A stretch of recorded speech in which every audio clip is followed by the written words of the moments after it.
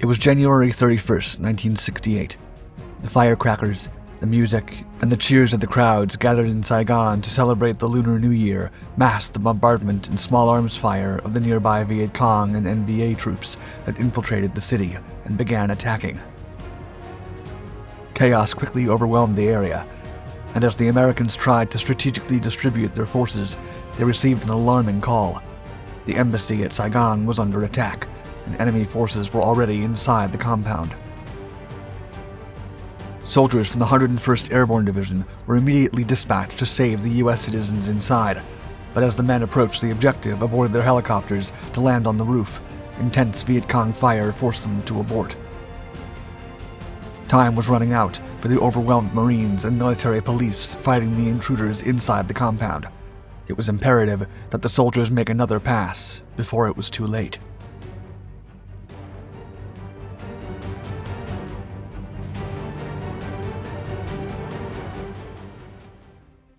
Shifting tactics.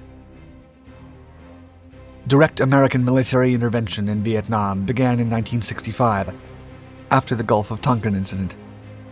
During the first encounter between the U.S. Army and the North Vietnamese at Ia Drang Valley in November, the Communists suffered a heavy blow.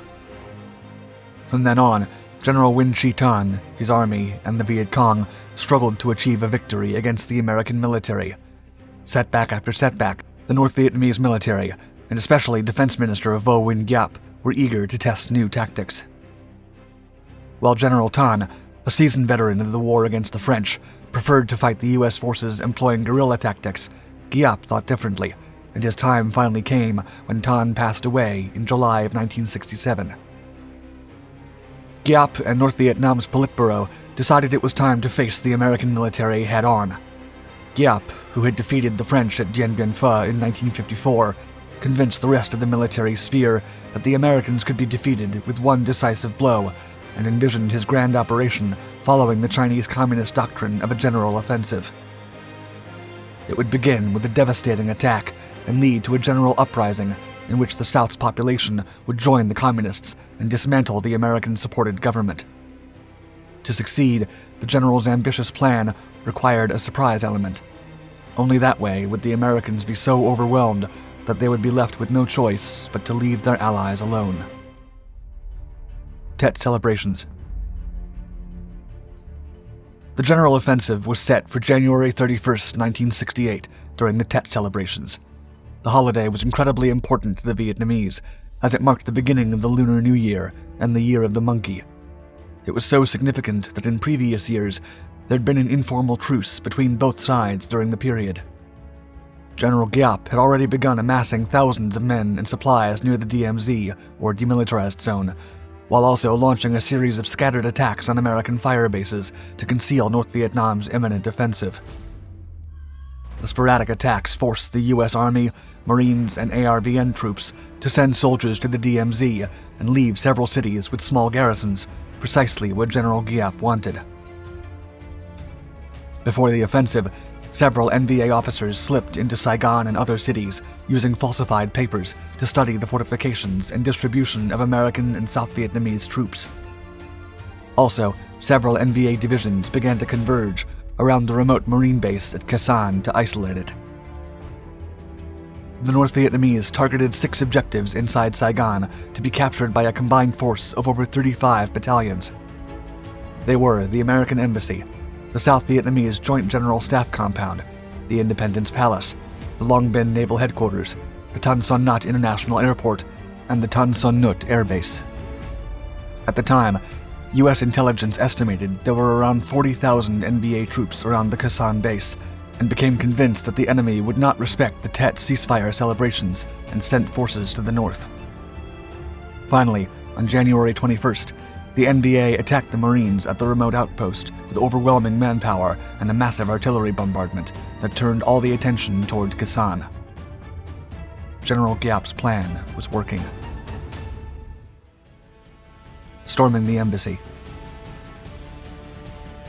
In the early morning of January 30th, the Viet Cong guerrilla attacked over 13 cities near South Vietnam's center.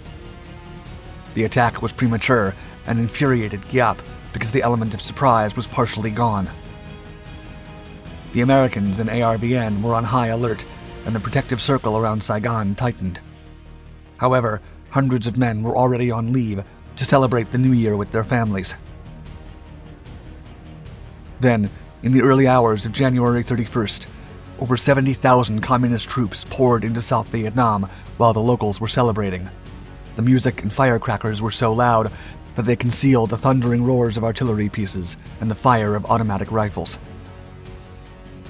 The U.S. command had trusted the ARVN with the defense of Saigon in December of 1967 as a gesture of confidence, but they were still caught off guard. As the hours passed, 4 other cities, 36 provinces, and 64 districts were attacked by the communists. The Tet Offensive was in full swing, and American and ARVN forces were scattered. Then, at 1:30 a.m., 14 men from the Viet Cong's 10th Sapper Battalion attacked the presidential palace in Saigon, and an hour later, a taxicab showed up at Tong Nut Boulevard and went straight to the American embassy. The air cavalry arrives. Machine gun fire sprayed the front gate, but the 2 military police on duty quickly closed the gate and radioed for help. Meanwhile, 19 other Viet Cong from the 10th Sapper Battalion surrounded the embassy and blew a hole in the compound with C4 charges.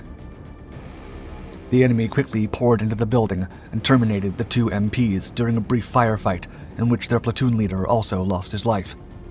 The Viet Cong then fired a rocket that blew the doors of the chancery.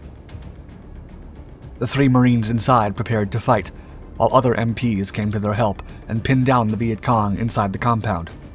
6 hours of fire exchange followed, before paratroopers from the 101st arrived aboard helicopters to clear the embassy. The men tried to land on the roof, but were driven off by small arms fire. The airborne troops then attempted a second insertion at 8 a.m. when the city was already in flames. This time they succeeded and shot down all the surviving enemies inside. On the other side of the city, the same Sapper Battalion stormed the ARVN Joint General Staff compound, but was driven off by the defenders during the first wave. The Viet Cong had to call in the other 2 battalions for a second attack. Soon, a truck full of American MPs and ARVN reinforcements was pinned down by a Viet Cong company near the streets that led to the compound. The close-quarters fighting lasted over 12 hours and resulted in the loss of 16 American troops and over 20 wounded. Some Viet Cong managed to penetrate the ARVN compound, but were decimated by South Vietnamese paratroopers. The national radio station.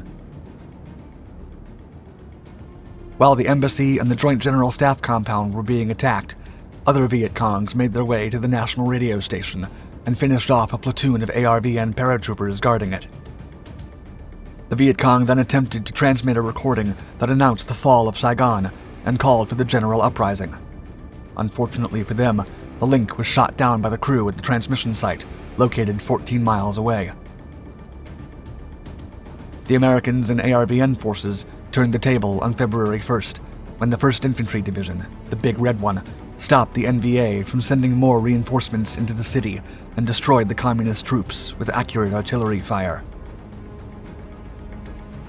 The fighting within the city quickly intensified as the American and ARVN forces retaliated with better cohesion. However, hundreds of civilians were caught in the crossfire between the 2 factions.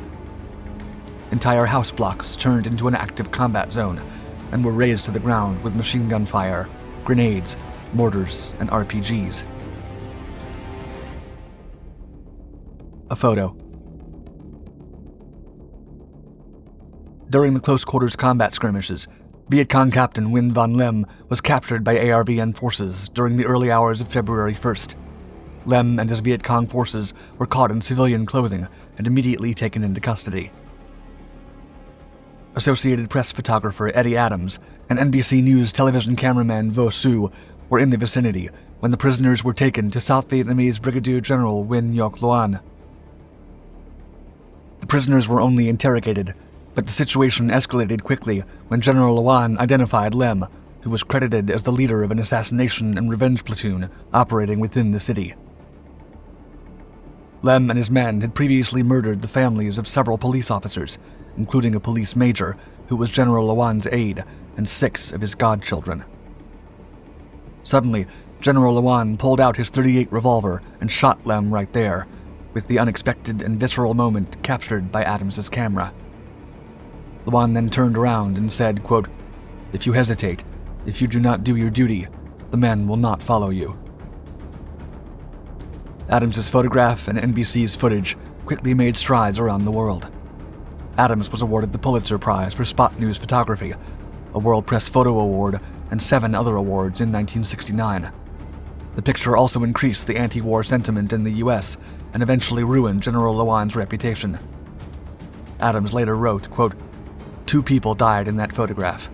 The general killed the Viet Cong. I killed the general with my camera." The Tet Offensive finally came to an end in March of 1968, following the recapture of Hue, Saigon, and the relief at Khe Sanh. Over 58,000 communist troops perished, and over 5,000 ARVN and 4,000 U.S. troops lost their lives during the offensive. Even so, General Giap would later launch the May Offensive to strike the enemy once again.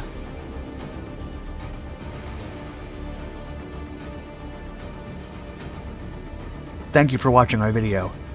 Please like and subscribe to our Dark Documentaries channels to find more exciting historical content. And don't forget to hit the bell icon to be notified of our newest videos. Stay tuned.